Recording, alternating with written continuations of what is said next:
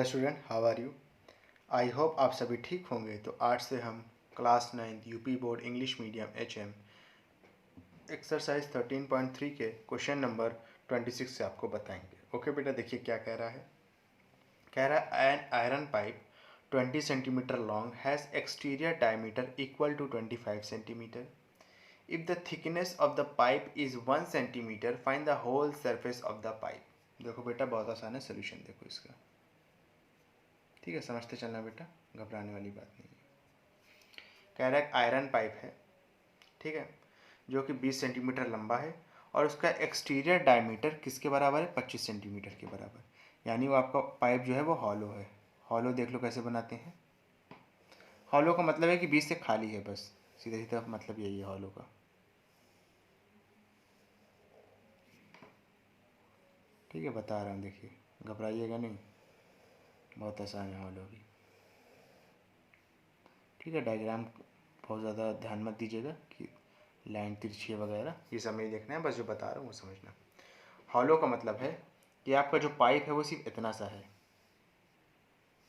ठीक है ना, और जो बीच में है ये आपकी जगह खाली है। ठीक है, आपने देखा होगा इस तरीके की चीज़ें। मोटा लोहा मोटा रहता है, बीच से खाली रहता है, ठीक है, तो वही चीज़ की बात कर रहा है।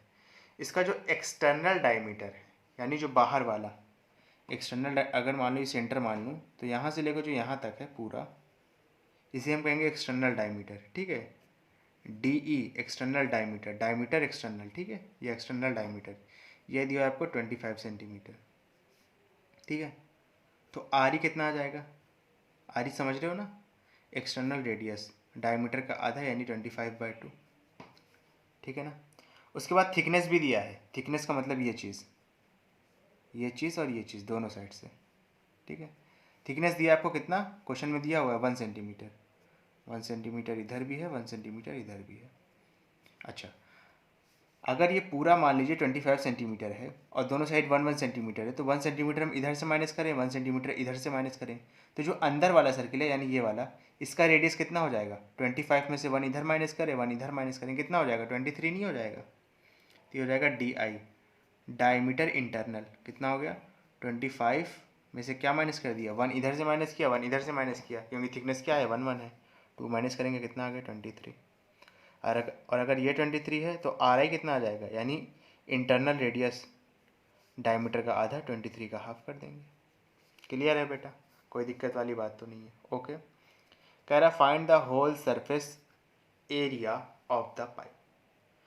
पाइप का पूरा सरफेस एरिया बताना है। अब देखो, पूरे सरफेस एरिया में बेटा 4 चीज़ें आएंगी। बाहर वाले पाइप का कर्व सरफेस एरिया, अंदर वाले पाइप का कर्व सरफेस एरिया, और साथ ही साथ ये वाला एरिया, ये वाला। पाइप को इमेजिन कर पा रहे हो कैसे बना है? इस तरीके का बना है कुछ पाइप, समझ में आया? ये वाला एरिया, ये वाला एरिया, बाहर का कर्व सरफेस एरिया यानी ये वाला, और अंदर का कर्व सरफेस एरिया यानी ये वाला। 4 चीज़ें आएंगी आपके अगर whole surface area of pipe निकालोगे। ठीक है, चलो यहाँ पे हम लिखते हैं रिक्वायर्ड एरिया, यानी जो हमको एरिया पूछा गया है, यानी पाइप का पूरा एरिया, रिक्वायर्ड एरिया कैसे निकलेगा?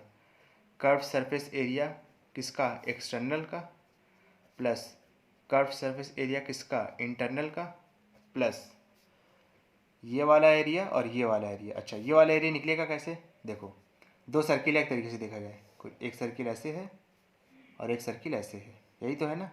तो हमको ये वाला एरिया चाहिए, तो हम कैसे निकलेगा बताओ? ये जो नीचे हमने ड्रॉ किया है मैंने, यही चीज़ तो है ना जो यहाँ पे बता रहा हूँ। तो कैसे निकलेगा ये चीज़? ऊपर नीचे भी यही चीज़ चाहिए, ऊपर भी यही चीज़ चाहिए, तो कैसे निकलेगा बताओ? बड़े वाले सर्किल में से छोटा वाला सर्किल का एरिया माइनस कर देंगे, उसको 2 से मल्टीप्लाई कर देंगे। ठीक है, बड़े वाले सर्किल का एरिया क्या होगा? πr² होगा, माइनस छोटे वाले सर्किल का एरिया कितना होगा? πr² हो जाएगा। ठीक है ना, बड़े वाले सर्किल के रेडियस को r से डिनोट कर दिया, छोटे वाले सर्किल के रेडियस से r से डिनोट किया है। यार अगर ना करना चाहो तो RE और RI से कर दो, यही कर दो, यही आसान रहेगा। एक्सटर्नल रेडियस, यहाँ पे भी R का इस्तेमाल करेंगे, और ये इंटरनल रेडियस, ये कर दो, ये ज़्यादा आसान रहेगा क्योंकि आप ऊपर कर चुके हो यहाँ पे। क्लियर है? कर्व सरफेस एरिया का फॉर्मूला तो जानते हो, 2πRH होता है। ठीक है, लिख दो 2π, R कौन सा लेंगे यहाँ पे? RE और साथ में H, एच सब के लिए सेम होगा, ठीक है। इसलिए एच को कैपिटल एच से दिखा रहा हूँ सब में, इसमें भी 2 पाई यहाँ पे हो जाएगा आर आई एच, अभी रखूँगा सबकी वैल्यू रखूँगा, परेशान मत हो। 2, इन दोनों में पाई कॉमन है, अंदर क्या बचेगा आर ई का स्क्वायर माइनस आर आई का स्क्वायर, तो यहाँ पे आइडेंटिटी लग जाएगी R E minus R I और R E plus R I, ये सब आता है ना, A square minus B square. यहाँ पे देखो आइडेंटिटी कौन सी इस्तेमाल हुई है, A square minus B square की मैंने आइडेंटिटी लगा दिया, क्या आएगा ए प्लस बी एक ब्रैकेट में, दूसरे ब्रैकेट में ए माइनस बी, तो वही चीज़ मैंने लिखा है, ए माइनस बी का ब्रैकेट पहले लिख दिया, ए प्लस बी का ब्रैकेट बाद में लिखा है, ए की जगह पर आर ई है एक और बी की जगह पर आर आई है, ठीक है। समझ में आया अच्छे से, कोई दिक्कत वाली बात तो नहीं, बात है तो बताओ। इन दोनों में कॉमन क्या आ रहा है ज़रा देखो, इन दोनों में क्या, इन तीनों में कॉमन देखो क्या आ रहा है, क्या आ रहा है बताओ, 2 पाई देखो तीनों में कॉमन है, इसमें इसमें और इन पूरे में कॉमन क्या है, 2 पाई कॉमन है ना, 2 पाई बाहर निकाल लो, अंदर क्या बनेगा R E H plus R I H, ठीक है, प्लस ये बनेगा R E minus R I और R E plus R I, ठीक है। देखो बेटा ज़रा भी घबराना नहीं है, सारी चीज़ें यहाँ दी हुई हैं, कोई दिक्कत वाली बात नहीं है, ठीक है। चलो अब हम अपनी वैल्यू रखना शुरू करते हैं। 2 इंटू 22/7 पाई की जगह पे आर ई यानी एक्सटर्नल रेडियस कितना दिया है 25/2, हाइट कितना दिया था, हाइट देखो दिया है क्वेश्चन में, हाइट दिया है 20 सेंटीमीटर, ठीक है, तो यहाँ 20 रख देंगे, प्लस आर आई कितना दिया है 23/2 इंटू एच की जगह क्या रखेंगे 20 रखेंगे, plus are E minus R I, R E कितना दिया है 25/2 माइनस 23/2, ये हो गया are E minus R I, ये वाला ब्रैकेट आर ई है 25/2 प्लस 23/2, क्लियर है। देखो एकदम आसानी से आ जाएगा, कोई घबराने वाली बात नहीं है, ठीक है। समझ में आ रहा है कि नहीं आ रहा है, चलो अब इसको सॉल्व कर लेते हैं। और 2 इंटू 22/7 इंटू 2 1 ज़ा 2 10 ज़ा 2 1 ज़ा 2 10 ज़ा, 25 को 10 से मल्टीप्लाई करेंगे कितना आएगा 250 आएगा, 23 को 10 से मल्टीप्लाई करेंगे 230 आएगा। अब यहाँ पे देखो 25/2 माइनस 23/2, नीचे डिनोमिनेटर सेम है, 25 में से 23 जाएगा, बचेगा ऊपर 2, 2 अपॉन में 2 क्या बचेगा 1 बचेगा, 2 अपॉन में 2 बचेगा तो 1 आएगा, इंटू 23 प्लस 25 दोनों में क्या करेंगे जोड़ देंगे, कितना आएगा 48 आएगा, 48 को 2 से डिवाइड करेंगे, आंसर कितना आएगा 24 आएगा, ठीक है। आंसर कितना आ गया 2 इंटू 22/7 इंटू कितना आएगा देखो 250 230 और 24 को क्या करेंगे जोड़ देंगे, देखो कितना आएगा 250 230 और 24, आंसर आएगा 504। क्लियर है कि नहीं है पहले ये बताओ, ठीक है। 7 से रिड्यूस भी हो रहा है, 7 1 ज़ा 7 7 ज़ा 49, 1 और 4 14, 2 बार में गया, 2 22 और 72 को क्या करेंगे बेटा मल्टीप्लाई कर देंगे, 2 को 22 से करेंगे 44 आएगा, 44 को आप 72 से कर देंगे, आंसर कितना आएगा 3168 सेंटीमीटर की पावर 2, क्योंकि एरिया है। क्लियर है बेटा, ठीक है। और ये खुदा के फजलो करम से ये आपका आंसर मैच कर रहा है, ठीक है। बाकी मुझे पीछे का नहीं पता, लेकिन जहाँ तक मेरी नॉलेज है वो आंसर गलत थे, ठीक है, इससे प्रीवियस वाले 2 क्वेश्चन जो हमने प्रीवियस वीडियो में। और बाकी अगर मैं गलत हूँ तो भी मुझे बताइएगा, मैं उस क्वेश्चन को हटा के दूसरा सोल्यूशन दे दूंगा अगर मैं गलत हूँ तो, लेकिन जहाँ तक मेरी समझ है वो आंसर गलत है, ठीक है बेटा। चलो इसके बाद अपना नेक्स्ट क्वेश्चन करते हैं, समझना थोड़ा सा, ओके। देखो क्या लिखा है स्टूडेंट, यहाँ से सारे अच्छे क्वेश्चन है, ठीक है, सारे कंसेप्चुअल बहुत अच्छे क्वेश्चन है। कह रहे the difference between outside and inside surface of a cylindrical metal pipe 14 centimetre long is 44 centimetre square, ठीक है। क्या कह रहा है डिफरेंस आउटसाइड और इनसाइड, अच्छा मेटालिक सिलेंडर पाइप का बात कर रहा है, यानी वही हॉलो सिलेंडर की बात। चलिए बना लेते हैं पहले कुछ इस तरीके से, ठीक है। जब भी हॉलो सिलेंडर की बात करें फॉर्म बना लीजिए, उसके बाद आंसर करते हैं अपना। हाइट आपको दिया हुआ है इस क्वेश्चन में, हाइट कितना दिया है 14 सेंटीमीटर, और कह रहा है इन दोनों के बीच का जो डिफरेंस है सिलेंड्रिक सरफेस एरिया का वो कितना दिया है, वो दिया है आपको 44 centimetre square. If the pipe is made up of 99 metre cube of metal, और कह रहा है अगर पाइप का जो वॉल्यूम है वो 99 मीटर क्यूब है तो इनर और आउटर रेडियाई बताना है। बहुत आसान है समझना, लेकिन एट द सेम टाइम बहुत कॉन्सेप्चुअल भी। देखो थोड़ा बड़ा जाएगा, देखना यहाँ पे 2 इक्वेशन बनेगी, साइमल्टेनियस लीनियर इक्वेशन आपको सॉल्व करनी आनी चाहिए। ठीक है, नहीं आती तो मैं बता दूंगा, यहाँ पे कोई दिक्कत वाली बात नहीं, लेकिन आनी चाहिए। ठीक है, प्रीवियस चैप्टर में, सॉरी प्रीवियस क्लास में आप पढ़ के आए होंगे। ठीक है, देखो कह रहा है इनका जो कर्व सरफेस एरिया है, क्या कह रहा है बेटा, इनका जो कर्व सरफेस एरिया है उसका डिफरेंस कितना दिया है, 44 सेंटीमीटर स्क्वायर दिया है। ठीक है, उनका डिफरेंस कितना दिया है, 44 सेंटीमीटर स्क्वायर दिया है। ठीक है, अच्छा देखो समझना। ठीक है, मैं यहाँ पे लिख दे रहा हूँ कुछ चीज़। ये बाहर वाले रेडियस को आप मानेंगे आर ई, ठीक है, रेडियस ऑफ आउटर। ये अंदर वाले रेडियस को, यानी यहाँ से लेकर जो यहाँ तक है, यहाँ से लेके यहाँ तक, ठीक है, यहाँ से लेके यहाँ तक, इसको आप मानेंगे आर आई। ठीक है, और हाइट तो आपको दी हुई है क्वेश्चन में। ठीक है, हाइट बहुत ज़्यादा मानने की जरूरत नहीं है, हाइट डायरेक्ट दे दी, कितना दिया है 14 सेंटीमीटर। क्लियर है बेटा, अच्छे से, कोई दिक्कत वाली बात तो नहीं है, बात है तो बता। ओके, ऑल सेट कि नहीं सेट, पहले ये बताओ। ठीक है, अच्छे से बेटा, कोई गड़बड़ी नहीं होनी चाहिए। ओके, सारी चीज़ें ठीक है ना, चलो अब समझ रहे। ठीक है, तो मैंने क्या कहा, इनके कर्व सरफेस एरिया का डिफरेंस दिया हुआ है, यानी curve surface area of outer minus curve surface area of inner, difference कितना दिया है, 44 दिया है। Curve surface area of external या outer minus curve surface area of internal का डिफरेंस कितना दिया है, 44 दिया है। कर्व सरफेस एरिया तो आप जानते हो 2 पाई आर एच होता है, 2 पाई, यहाँ पे आर कौन सा इस्तेमाल करेंगे, R E H minus 2 pi, यहाँ पे आर कौन सा इस्तेमाल करेंगे इंटरनल में, R I H is equal to 44। Clear है, 2 पाई एच को कॉमन ले लेंगे, अंदर क्या बचेगा, R E minus R I is equal to 44। Value रख दो, आंसर आ जाएगा। 2 इंटू पाई की वैल्यू रखेंगे 22/7। देखो हाइट दिया है, कितना दिया है, 14 सेंटीमीटर। ठीक है, R E sorry R E minus R I is equal to कितना हो जाएगा, 44। तो हो जाएगा ये 2 बार में। ठीक है ना, समझ में आया। अब देखो 2 और 22 को मल्टीप्लाई करेंगे 44 आएगा, 44 जाके इधर इस 44 को क्या करेगा, रिड्यूस कर देगा।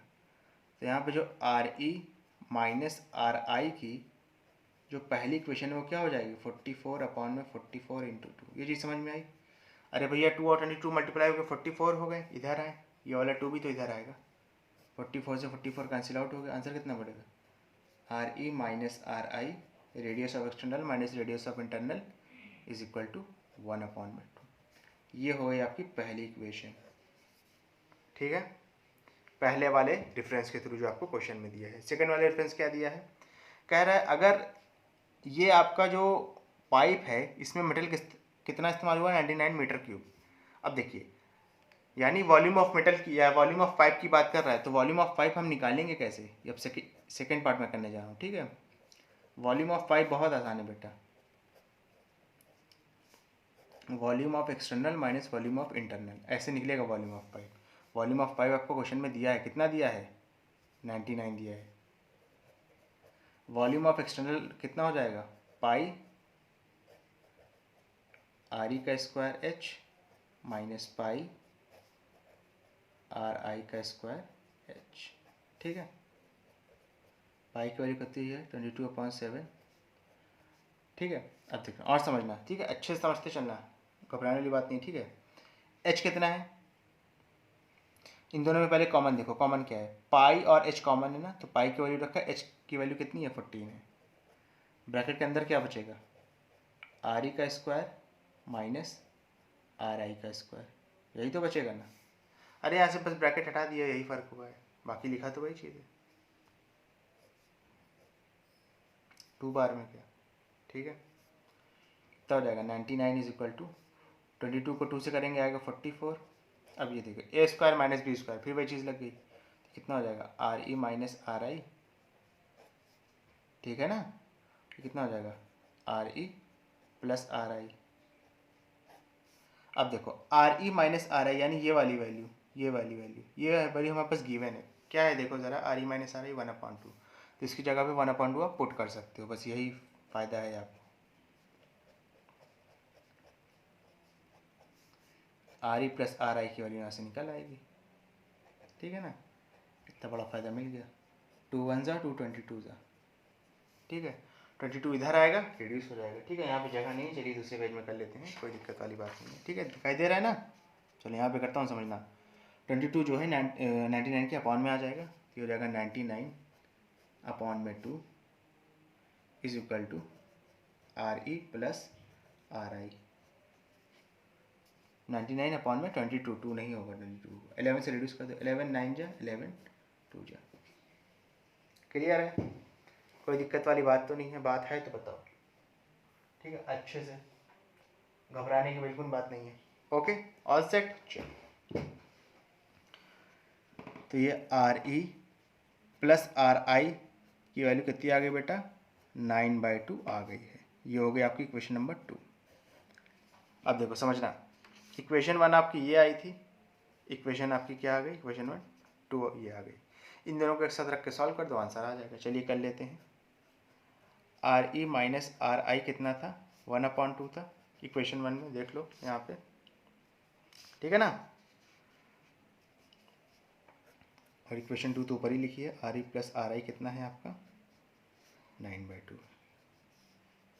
देखो आर आई माइनस में है, आर आई प्लस में है, ये दोनों कट जाएगा अगर प्लस करेंगे तो।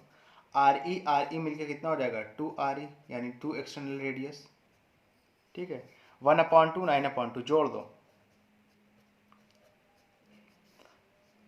डिनोमिनेटर में 2 है सेम है, 9 और 1 जुड़ जाएगा, कितना हो जाएगा 2 R E is equal to कितना हो जाएगा बेटा बताओ 10/2, ये आएगा 5, 2 जो है इधर शिफ्ट हो जाएगा, तो रेडियस ऑफ एक्सटर्नल कितना आ जाएगा 5/2, ठीक क्लियर है ना। 5/2 कितना होता है 2.5 होता है ना, तो 2.5 सेंटीमीटर आ गया। ये क्या आया है, ये आपका एक्सटर्नल रेडियस आया है, क्या आया है एक्सटर्नल रेडियस आया है, ठीक है। अब इसकी हेल्प से मैं यहाँ पे कर दे रहा हूँ, ठीक है। अब इसकी हेल्प से आप इंटरनल रेडियस निकाल लो, चाहे ये वाले में रख दो चाहे ये वाले में रख दो, आंसर निकल आएगा, ठीक है। चलिए मैं यहाँ पे रख देता हूँ ये वाले में, ठीक है, इधर कर रहा हूँ समझना। आर ई की वैल्यू यहाँ पता है कितना है 2.5 है, तो यहाँ पे रख दो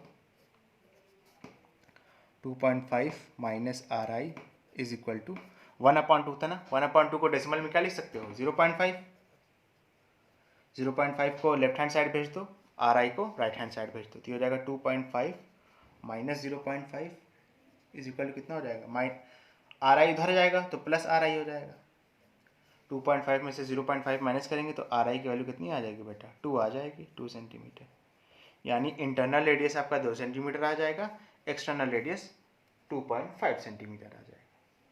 क्लियर है बेटा, अच्छे से कोई दिक्कत वाली बात तो नहीं है, बात है तो बताओ, ठीक है। चलो इसका फटाक से स्क्रीनशॉट ले लो, इसके बाद नेक्स्ट क्वेश्चन एक्सप्लेन करता हूँ। चलो बेटा शाबाश ले लो। चलिए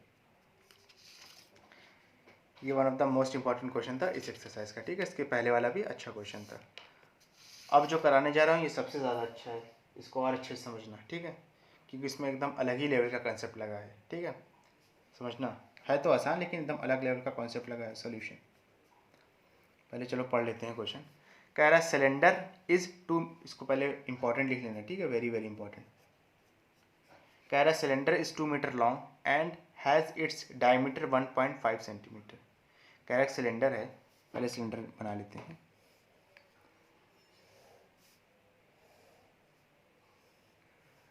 जिसका आपको जिसकी आपकी हाइट दिया है 2 मीटर और उसका डायमीटर दिया है 1.4 सेंटीमीटर, ठीक है।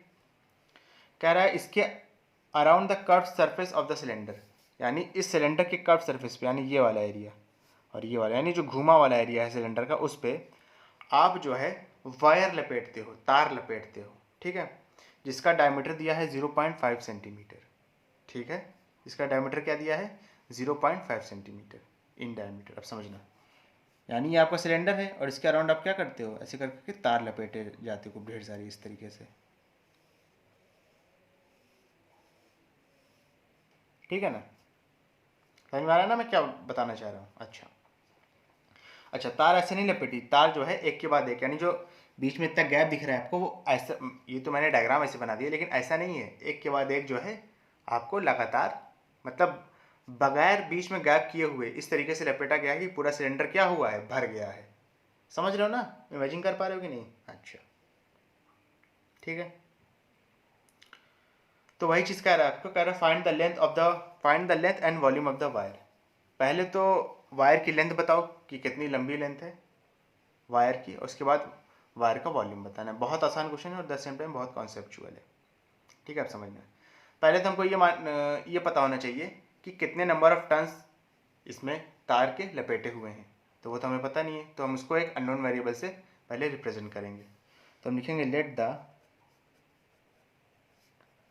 Number of turns of wire B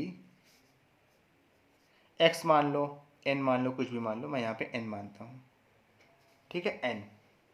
clear है। अच्छा अब समझना, ये जो सिलेंडर की हाइट है, अब थोड़ा इमेजिन करना, ठीक है, क्योंकि सारी चीज़ें मैं पेपर में बता पाऊँ ये चीज़ पॉसिबल नहीं है, ठीक है। थोड़ा इमेजिन करना पड़ेगा, थोड़ा आपको विजुअलाइज करना पड़ेगा कि चीज़ें चल क्या रही हैं, थोड़ा समझ लो ना।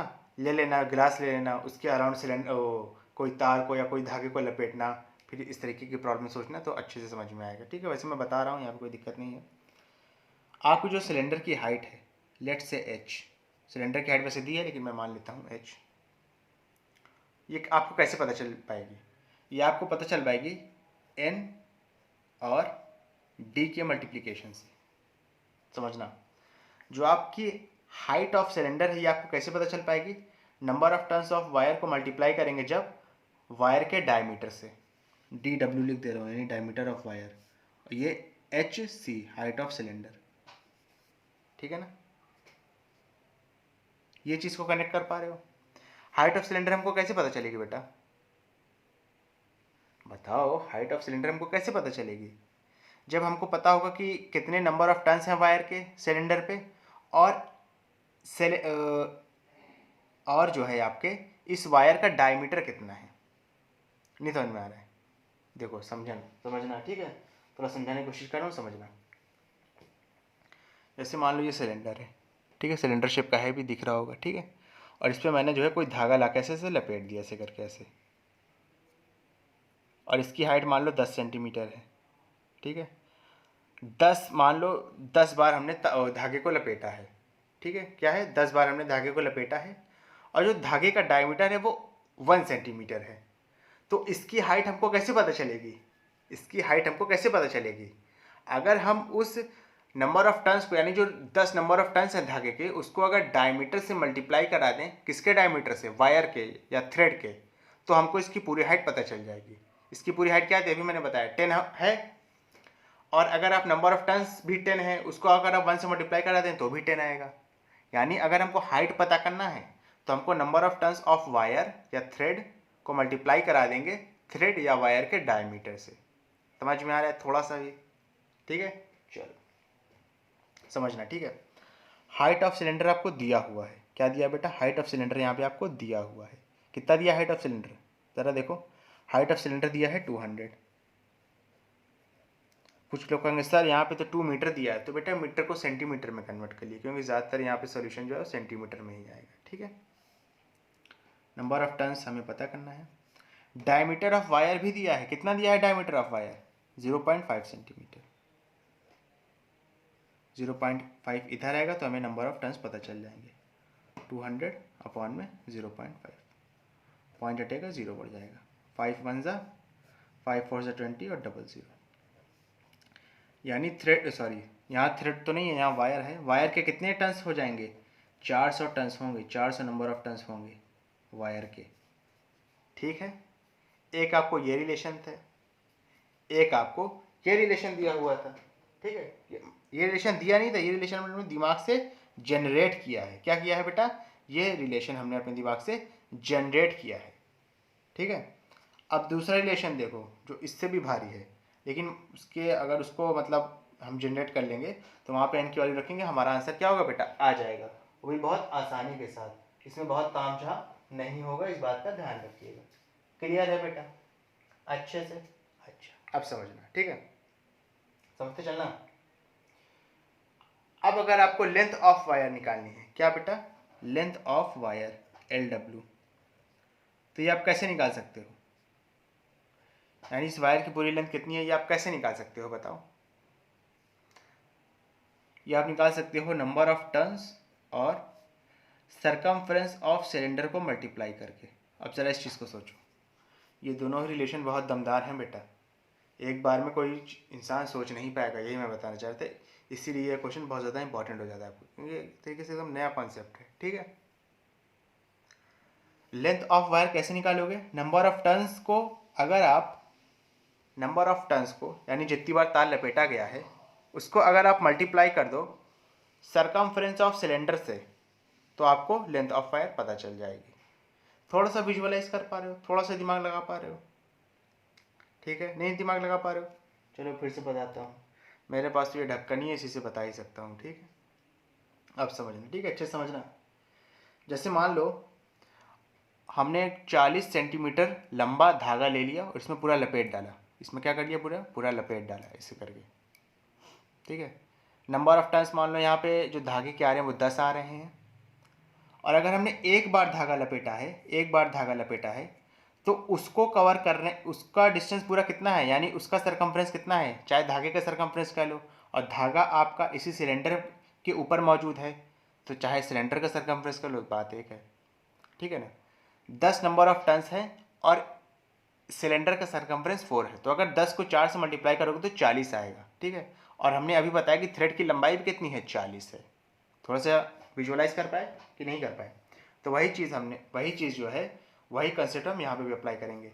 लेंथ ऑफ वायर कैसे निकलेगा, नंबर ऑफ टर्न्स को आप सरकमफ्रेंस ऑफ सिलेंडर से मल्टीप्लाई कर दोगे, ठीक है बेटा। चलो लेंथ ऑफ वायर आपको निकालना है, एन की वैल्यू आ गई यहाँ से, कितनी है, 400 है, 400। Circumference of cylinder, circumference of cylinder होता है 2πr, सरकमफ्रेंस ऑफ सिलेंडर नहीं, सरकमफ्रेंस ऑफ सिलेंडर थोड़ी होगा, सरकमफ्रेंस ऑफ सर्किल होता है, ठीक है। सर्किल का आपका जो एक कर्व्ड है ये सर्किल है, सॉरी सिलेंडर का जो कर्व्ड है वो सर्किल है, तो सरकमफ्रेंस ऑफ सिलेंडर लिख दिया है, ठीक है। सरकमफ्रेंस ऑफ सिलेंडर जैसी कोई बात नहीं है, ठीक है, सर्किल ही हो रहा है, तो सर्किल का सरकमफ्रेंस कितना होता है, 2πr, क्या होता है, 2πr, तो 2 लिखा, पाई की वैल्यू रखा 22/7, ठीक है। R, R for radius, radius कितना है किसका, सिलेंडर का, सिलेंडर का देखो बेटा रेडियस यहाँ पे दिया हुआ है, कितना दिया है 1.4, लेकिन 1.4 डायमीटर दिया है, तो डायमीटर को अगर हम 2 से डिवाइड कर देंगे तो रेडियस पता चल जाएगा, ठीक है। इसमें तो कोई घबराने वाली बात है नहीं, पॉइंट हटेगा 1 0 बढ़ जाएगा, 7 1 जा 7 2 जा, ठीक है। 0 से 0 यहाँ कैंसिल आउट हो गया, फिर 2 से 2 ये चला गया, ठीक है। क्या बचा, 40 को 2 से मल्टीप्लाई करेंगे, उसको भी 22 से कर देंगे, तो आपको लेंथ ऑफ वायर निकल आएगा, ठीक है। मल्टीप्लाई कर लीजिए, कितना आएगा, 40 को मल्टीप्लाई करेंगे 2 से 80 आएगा, 80 को 22 से मल्टीप्लाई कर देंगे, आंसर आएगा 1760, 1760, ठीक है। लेंथ ऑफ वायर है तो किसमें आएगा बेटा बताओ, किसमें आएगा, सारी चीज़ हम सेंटीमीटर में लेके चलें तो इस सेंटीमीटर में ही आएगा, ठीक है। और अगर इसको मीटर में कन्वर्ट करना चाहो तो क्या करोगे, 100 से डिवाइड कर दोगे, 0 से 0 कैंसिल आउट हुआ, नीचे अभी भी 1 0 बचा है, पीछे से गिनती के बाद पॉइंट लग जाएगा, 17.6 मीटर आ जाएगा। लेंथ ऑफ वायर कितना आ गया, 17.6 मीटर या 1760 सेंटीमीटर। आपको जो बुक में आंसर वो यहाँ पे दिया है, तो आप भी यहीं पे छोड़ दीजिएगा, ठीक है। उसके बाद वॉल्यूम पूछ रहा है, वॉल्यूम का तो डायरेक्ट फॉर्मूला होता है πr²h। अब देखिए वॉल्यूम ऑफ वायर पूछ रहा है, तो भैया वायर भी तो सिलेंडर शेप में है, चाहे भले उसकी लेंथ कितनी भी हो, ठीक है, रख दो पाई। रेडियस ऑफ वायर, वायर की रेडियस कितनी है, वायर का डायमीटर दिया है 0.5, रेडियस निकालनी है तो 0.5 को 2 से डिवाइड करेंगे, 0.5 को 2 से डिवाइड करेंगे। हाइट कितनी है, अच्छा हाइट और ये लेंथ ऑफ वायर दोनों सेम चीज़ है, इसमें कन्फ्यूज मत होना, हाइट और लेंथ ऑफ वायर दोनों क्या है बेटा, सेम चीज़ है, कितना है 1760, सेंटीमीटर वाली लिया है, ठीक है। यहाँ पॉइंट हटेगा 1 0 बढ़ जाएगा, पॉइंट हटेगा 1 0 बढ़ जाएगा, क्लियर है अच्छे से, कोई दिक्कत वाली बात तो नहीं है, बात है तो बताओ। ओके चलो ठीक है, अब समझना 0 से 0 क्या हुआ, कैंसिल आउट हो गया, 2 1 ज़ा 2 11 ज़ा, क्लियर है। और रिड्यूस कर लो, 5 1 ज़ा 5 4 ज़ा, और रिड्यूस हो रहा है क्या, हो रहा है तो कर लो, ठीक है, हो रहा है मेरे ख्याल से ये चीज़। 4 1 ज़ा 4, 4 4 ज़ा 16, 1 और 6, 4 4 ज़ा 16। इसके बाद रिड्यूस हो रहा है क्या, इसके बाद नहीं होगा मेरे ख्याल से, ठीक है। तो 11 को 5 से मल्टीप्लाई करेंगे, कितना आएगा 55 आएगा, उसको उठा के 44 से मल्टीप्लाई कर देंगे, आंसर कितना आएगा 2420। अपॉन में 7 भी बचा है, लिख देंगे, 7 से डिवाइड करेंगे, आंसर कितना आएगा 345.71। क्लियर है बेटा, अच्छे से, कोई दिक्कत वाली बात तो नहीं है, बात है तो बता दो, ठीक है। बुक में 345.62 आ रहा है, लेकिन उसमें कोई दिक्कत वाली बात नहीं है, ठीक है। 7 मतलब डेसिमल की बात की गिनती वेरी कर सकती है, इसमें कोई बहुत ज़्यादा ताम झाम वाली बात नहीं है। ये सेंटीमीटर की पावर क्या हो जाएगा 3, क्योंकि ये वॉल्यूम था। क्लियर है बेटा, अच्छे से। स्टूडेंट अगर आपको वीडियो पसंद आई हो तो इसको लाइक करें, कमेंट करें, शेयर करें, और इस वीडियो को उन बच्चों तक ज़रूर पहुँचाएं जो कोचिंग को अफोर्ड नहीं कर सकते। Thank you.